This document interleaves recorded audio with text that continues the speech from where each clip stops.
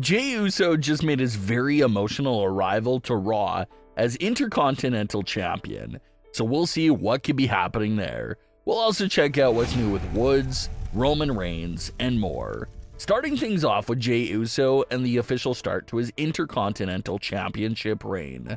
Jey Uso came on Raw to make his first televised entrance as champion. It was a very special moment for Jey, with his son even joining him for the entrance. Jey's promo was filled with a lot of real emotions, with him even giving a shout out to his mother. Jey looked back at his long journey to make it to this point that he's at right now.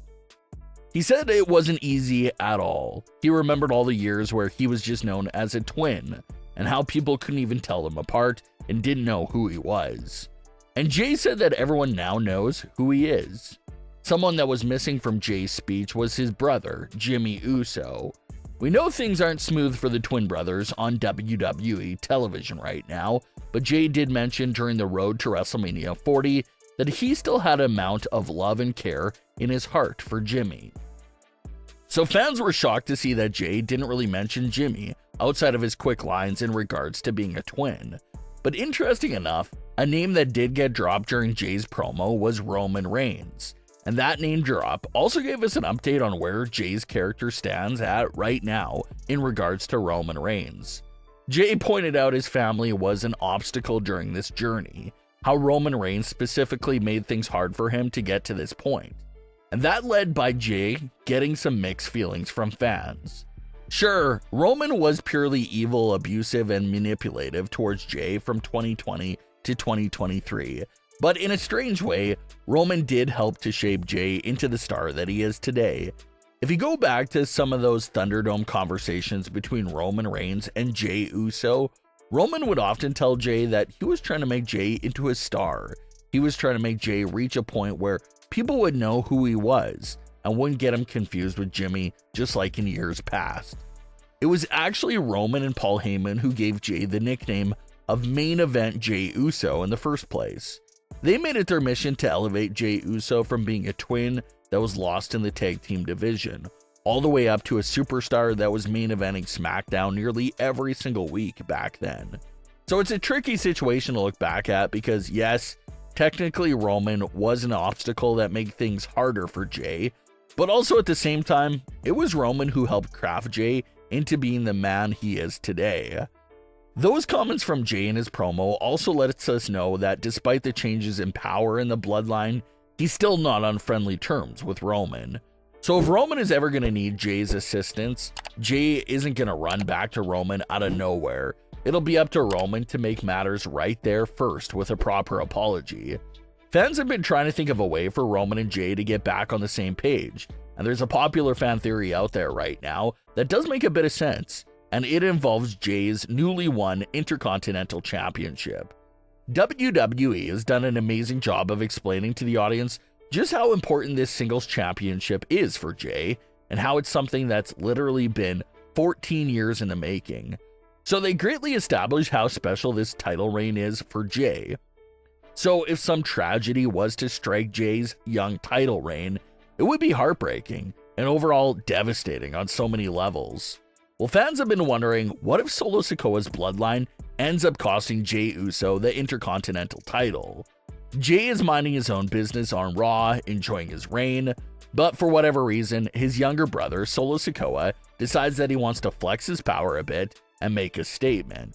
So he has his bloodline members screw Jey Uso out of the Intercontinental title.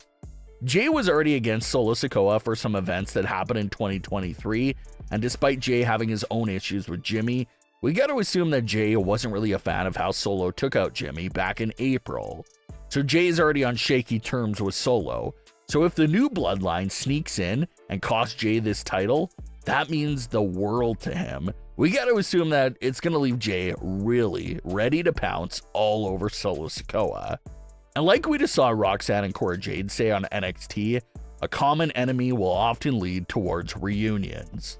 So if Jey and Roman both have this massive issue with Solo Sikoa, it could help bring them together again for that big reunion.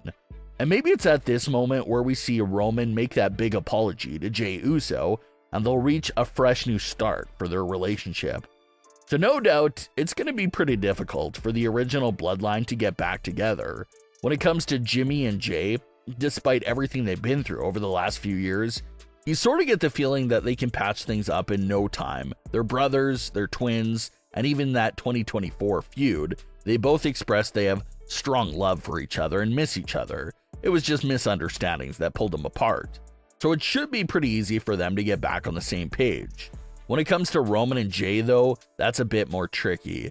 It's understandable for Jey's character to hold a grudge towards Roman for everything that's happened over the last 4 years, but they just need a big event to help launch them into a potential makeup. And the idea of Solo Sikoa becoming this massive evil force that brings them together does sound like it could work. Solo took Paul Heyman and his entire bloodline away from Roman Reigns, and if Solo ends up putting an early end to Jey's Intercontinental title reign, Jey's first singles reign ever, it looks like Jey and Roman can bond together over their hatred for Solo. So Jey's Intercontinental Championship reign will be a lot of fun to watch unfold, and we'll have to see if they're truly able to tie everything back together with the Bloodline story as well. Trouble could be brewing for Xavier Woods in many different ways. Woods has been on a very thrilling story in recent weeks that's highlighted the character's internal struggle between what's right and what's wrong. A near career-long babyface, Xavier Woods, is now leaning towards the heel side of doing things and being very open about what's going on in his head. He's spoken about how Kofi Kingston, Rey Mysterio, and others think they all look down on him just because he's never held a singles title. So Woods has put this chip on his shoulder that he needs to go over and beyond to prove to these individuals for looking down at him. We saw that happen on September 30th when Woods snatched Rey Mysterio's mask off his face and rolled him up for a win. And it doesn't get more heel-like and disrespectful than that act right there. Woods ripped the sacred mask off Rey Mysterio's face. That just screams a heel turn is quickly coming. There's no coming back from that. So after seeing the success that cheating has got him in his own match, Woods decided to implement some cheating to Kofi's match against Chad Gable. Woods went to grab Gable's foot from ringside to trip him and help Kofi, but Woods' cheating act ended up backfiring and costing Kofi the match instead. The two of them ended up having a massive argument backstage right after that happened. Not to mention that Xavier Woods also appears to perfectly fit the description of Uncle Howdy's next target. Howdy said he's keeping an eye on someone that's going down a bad path and how they need to stop. And that sounds like what's happening with Woods. So Xavier Woods looks like he's going to learn the actions have consequences. And if he keeps going down this path, he'll likely have to face Kofi Kingston in the ring and potentially even have the Wyatts after him as well.